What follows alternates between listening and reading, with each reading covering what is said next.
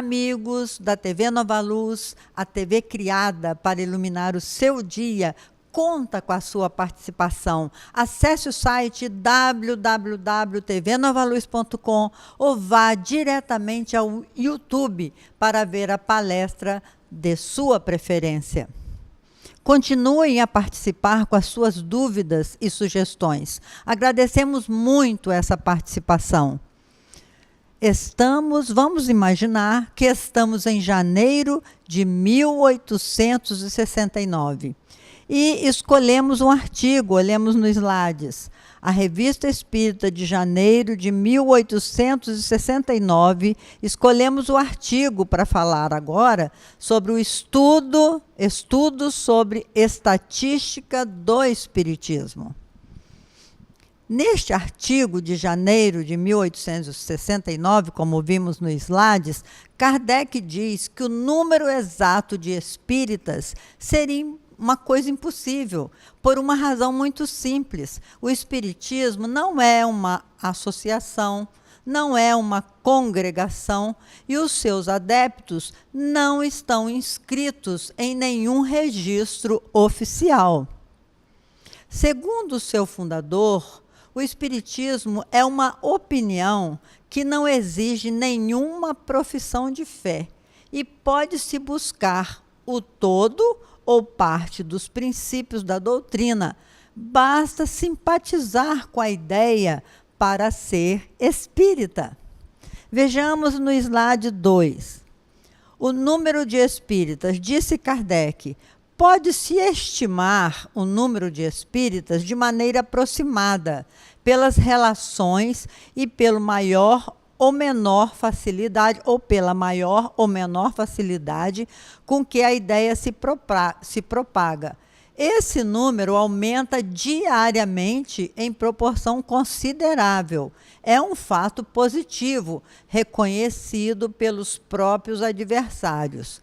Segundo o censo, voltando para a nossa época, segundo o censo de 2010, publicado pelo IBGE, nós temos 3.848.876 espíritas. Coloquei todos os dados para a gente ter uma ideia de como o espiritismo vem crescendo. De católicos, 123 milhões, evangélicos, 42 milhões, Umbanda, Candomblé, etc., 588 mil, outras religiões, 5 milhões, e sem religião, imagine, meus irmãos, no Brasil temos pessoas que se declaram sem religião, 15 milhões de pessoas se dizem sem religião. É um fato interessante e bem comprovado. As ideias espíritas parecem inatas numa porção de indivíduos que jamais ouviram falar do espiritismo. É, portanto, uma prova evidente de que essas ideias estão na natureza. Por isso, aparecem nesses indivíduos que nunca ouviram falar do espiritismo.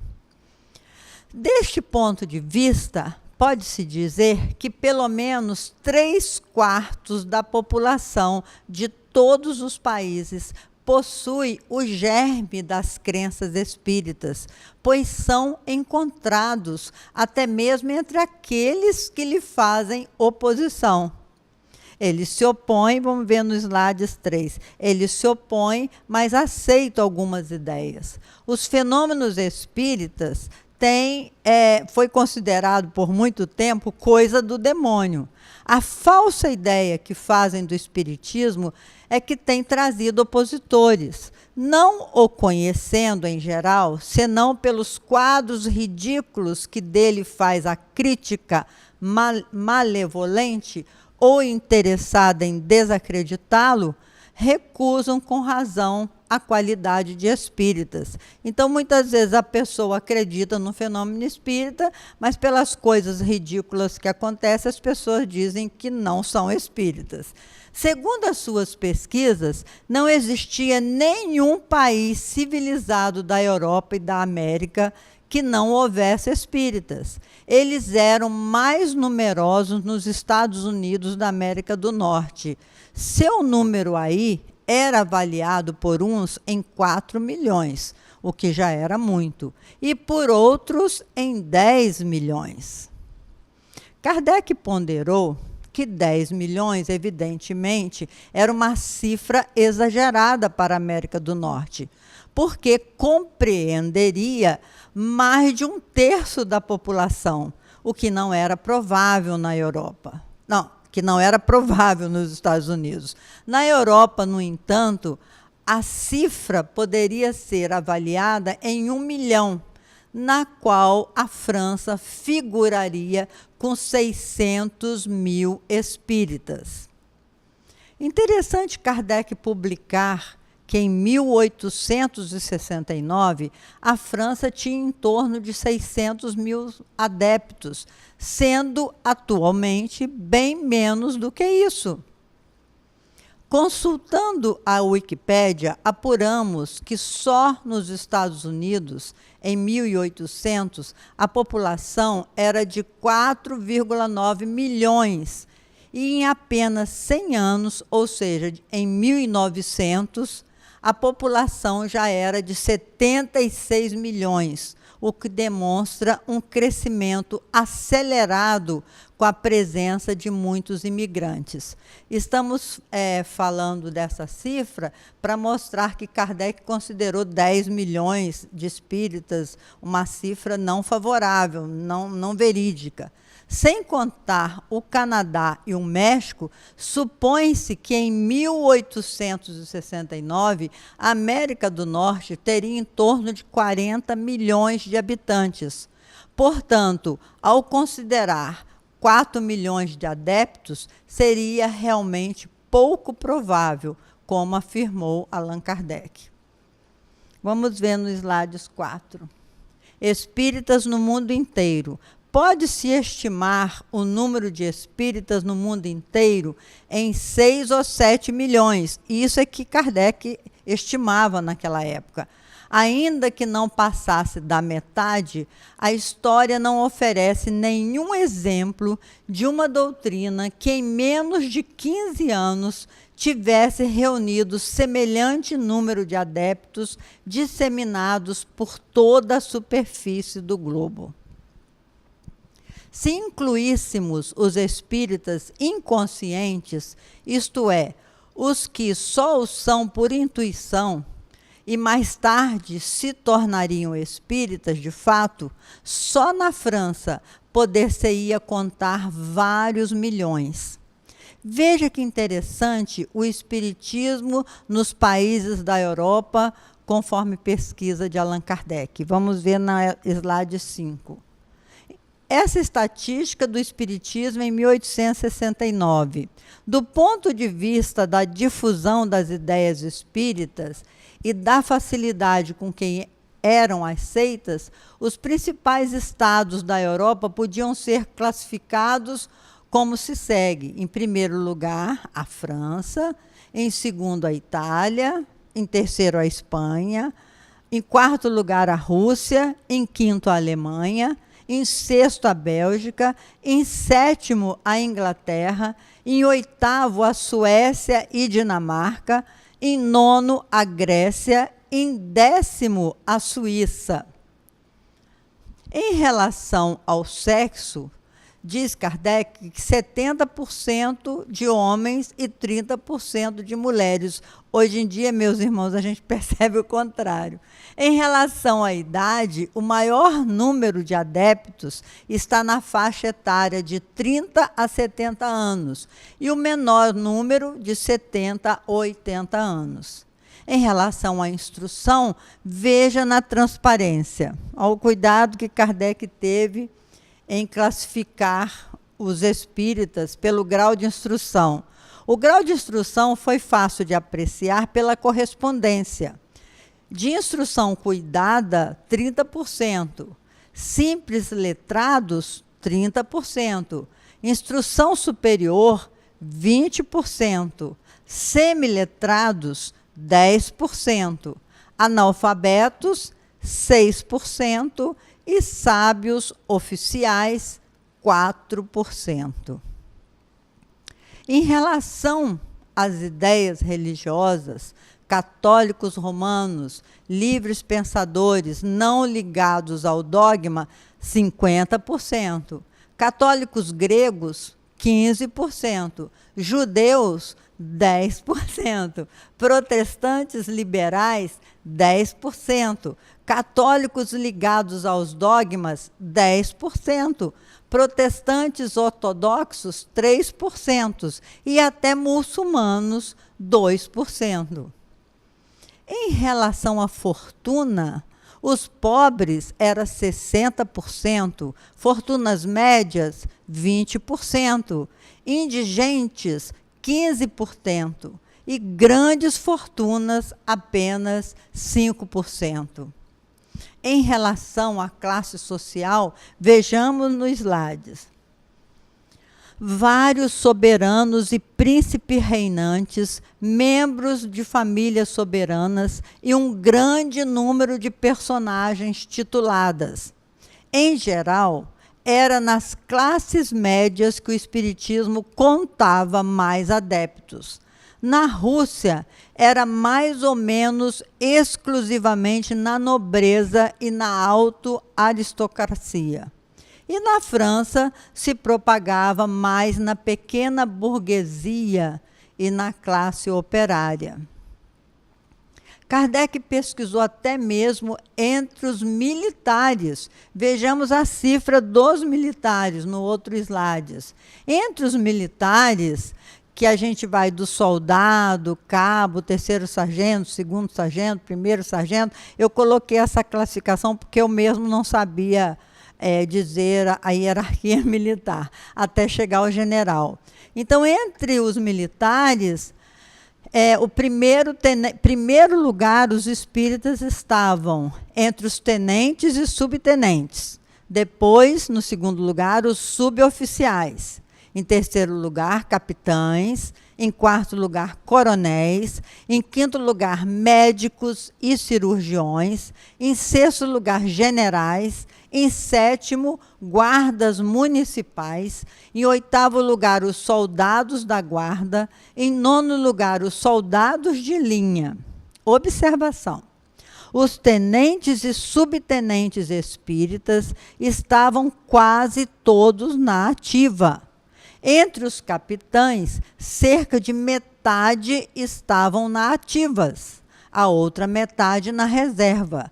Os coronéis, médicos, cirurgiões e generais, em maioria, estavam na reserva. São dados tão interessantes que daria para a gente falar muito tempo a respeito, porque que os coronéis, médicos, cirurgiões, generais, a maioria estavam na reserva. Muito interessante também essa pesquisa de Kardec, demonstrando como era a aceitação do espiritismo segundo as profissões, o nível educacional e a hierarquia da profissão em seu tempo. Os médicos estavam em primeiro lugar. Então, vamos repetir a classificação que ele fez. Em primeiro lugar, os médicos homeopatas e magnetistas. Em segundo lugar, os engenheiros, institutores, diretores, diretoras de internato e professores livres. Em terceiro lugar, os cônsules e sacerdotes católicos. Em quarto lugar, pequenos empregados. Em quarto lugar, pequenos empregados, músicos, artistas e líricos e artistas dramáticos. Em quinto lugar, meirinhos e comissários de polícia. Em sexto lugar, médicos alopatas, homens de letras e estudantes. Em sétimo lugar, magistrados, altos funcionários, professores oficiais e de liceus e pastores protestantes, imaginem. Em oitavo lugar, jornalistas, pintores, arquitetos e cirurgiões. Em nono lugar, os notários, os advogados e agentes de negócios. Em décimo lugar, agentes de câmbios e banqueiros. E ele continuou a pesquisa Entre os comerciantes também, vejam, dessa vez nós fizemos slides para não ficar muito cansativo. Profissões industriais, manuais e comerciais. Em primeiro lugar dessas profissões estavam os alfaiates e costureiras, depois mecânicos e empregados de estrada de ferro, depois tecelões, pequenos negociantes e porteiros, depois farmacêutico, fotógrafos, relojoeiros, caixeiros viajantes, depois lavradores e sapateiros, sexto, padeiros, açougueiros e salsicheiros, sétimo, marceneiros e tipógrafos, oitavo, grandes industriais e chefes de estabelecimentos, nono, livreiros e impressores, em décimo, pintores de casas, pedreiros, serralheiros, merceeiros e domésticos. Conclui então Kardec que havia espíritos em todos os graus da escala social. Havia mais homens do que mulheres espíritas. É, pois, injustamente que a crítica pretendeu que a doutrina era recrutada principalmente entre as mulheres em virtude de sua inclinação para o maravilhoso. Até isso disseram do Espiritismo. A grande maioria dos espíritas se acha entre pessoas esclarecidas, não entre os ignorantes. Por toda parte, o espiritismo se propagou de alto a baixo da escala social e, em parte alguma, se desenvolveu primeiro nas camadas inferiores. Vamos olhando com Kardec. O espiritismo é o consolador. A aflição e a infelicidade predispõem as pessoas a buscar o espiritismo. É a razão pela qual, na maioria das categorias, a proporção dos espíritas estava na razão da inferioridade hierárquica, porque é aí que havia mais privações e sofrimentos. Outro dado revelado por Kardec é que o espiritismo encontra mais fácil acesso entre os incrédulos em matéria religiosa do que entre os que têm uma fé irrevogável. Claro, vamos olhar. Os mais refratários às ideias espíritas, depois dos fanáticos, os mais refratários às ideias espíritas são os sensualistas e as pessoas cujos únicos pensamentos estão concentrados nas posses e nos prazeres materiais, seja qual for a classe a que pertençam, seja independente do grau de instrução. Oferecer provas a certas pessoas é oferecer-lhes o que mais temem e, com medo de achá-las, tapa os olhos e os ouvidos, preferindo negar a priori e se abrigarem atrás de sua infalibilidade, do que estão muito convencidas. Digam o que disserem. E é isso mesmo, meus irmãos. A gente não quer saber de ouvir que a gente precisa repensar as nossas crenças, né? Ciências gêmeas. O magnetismo e o espiritismo são, com efeito, duas ciências gêmeas que se completam e explicam uma pela outra. Isoladas uma da outra, detêm-se no impasse. São interdependentes, assim como a física e a química, a anatomia e a fisiologia. Ora, é de se notar que nem todos os magnetistas são espíritas, mas todos os espíritas, sem exceção, admitem o magnetismo. Assim, meus irmãos e irmãs, venham estudar conosco o conjunto de leis que governam as nossas vidas. Somos espíritos imortais, em trânsito pela Terra. Aprendamos mais sobre a dimensão espiritual. O espiritismo veio para ficar E essas estatísticas de hoje, as estatísticas de hoje, são bem diferentes da época em que Kardec viveu. Mas numa coisa se assemelha: o crescimento acelerado de seus adeptos.